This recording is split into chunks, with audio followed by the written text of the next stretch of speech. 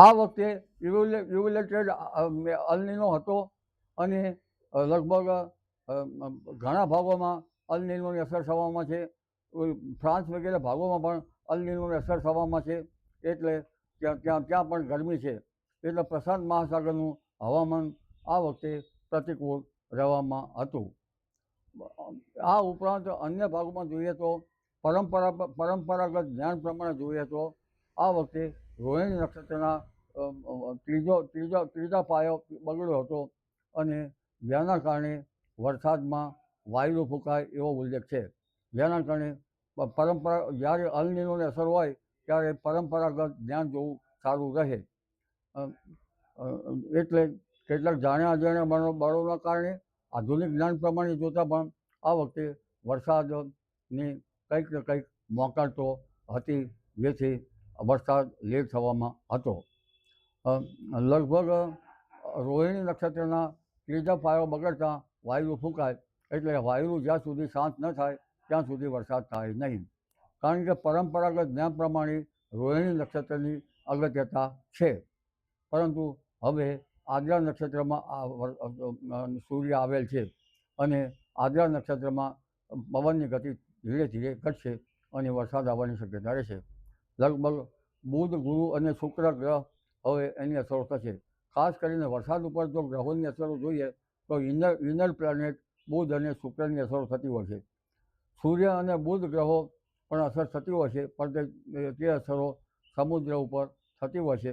એટલે તેના કારણે સમુદ્રમાં હળવા દબાણો બનતા હોય છે. બુધ, ગુરુ, શુક્રમાં જળચર રાશિ કર્કમાં આવતા વરસાદની સ્થિતિ ઉજ્જવળ થઈ હતી અને રોહિણી નક્ષત્ર બગડ્યું હતું, એટલે વાયુ ફૂંકાતું હતું. પણ હવે ધીરે ધીરે તારીખ 23થી 26માં વરસાદ આવવાની શક્યતા રહેશે. ગ્રહો લગભગ ક્રાંતિવાન દક્ષિણ ગુજરાતના ભાગોમાં અને દક્ષિણ ભારતના ભાગોમાં હતા. 22મી તારીખ પર જોતાં સમુદ્ર પણ લગભગ સક્રિય થયો હતો. આ ઉપરાંત હવે ભારે પવનો ફૂંકાય, સમુદ્રમાં કરંટ જોવા પણ મળે અને ચોમાસું લગભગ આગળ વધતું જોવા મળે. પરંતુ ખાસ કરીને ગ્રહોની ગતિવિધિ જુલાઈ માસમાં સારી થવાની શક્યતા રહેશે. એટલે જુલાઈ માસમાં ઇનર પ્લેનેટ સાથે લગભગ હવે ઇનર પ્લેનેટ સાથે ગુરુ પણ આવશે. ગુરુ છે એ ઉષ્ણ છે, તેની ગતિવિધિ કંઈક ઉષ્ણતા પેદા કરવાની છે અને અલનીનોની અસર પણ છે. એટલે આ વખતે અને સૂર્યની ક્રાંતિ 21 જૂન સુધીમાં વધવામાં હતી, એટલે ગરમી પણ હતી. મૃગશિર નક્ષત્રમાં જ્યારે રોહિણી નક્ષત્ર બગડે છે ત્યાર પછી મૃગશિર નક્ષત્ર આવે છે. મૃગશિર નક્ષત્રમાં પવન ફૂંકાતો હોય છે અને આ પવનની ગતિ પણ જરૂરી છે. કારણ કે પવનની ગતિ હોય અને આ વખતે સમુદ્રમાં પણ પવનની ફેરબદલી થતાં ઊંચા મોજા ઉછળતા હોય છે. એટલે હવે સમુદ્રની પરિસ્થિતિ ધીરે ધીરે રફ બનવાની શક્યતા રહેશે, ઊંચા મોજા ઉછળવાની શક્યતા રહેશે. પરંતુ કરંટ પણ જોવા મળશે. એટલે હવે હાલમાં તો વરસાદ થવાની શક્યતા રહેશે. આદ્રા નક્ષત્રનો કેટલોક વરસાદ દક્ષિણ ગુજરાતના ભાગો, દક્ષિણ સૌરાષ્ટ્રના ભાગો અને ઉત્તર મધ્ય ગુજરાતના ભાગોમાં તો હળવો વરસાદ કે ઝાપટા થવાની શક્યતા રહેશે. પરંતુ દક્ષિણ ગુજરાત અને સૌરાષ્ટ્રના ભાગોમાં સારો વરસાદ થવાની શક્યતા રહેશે.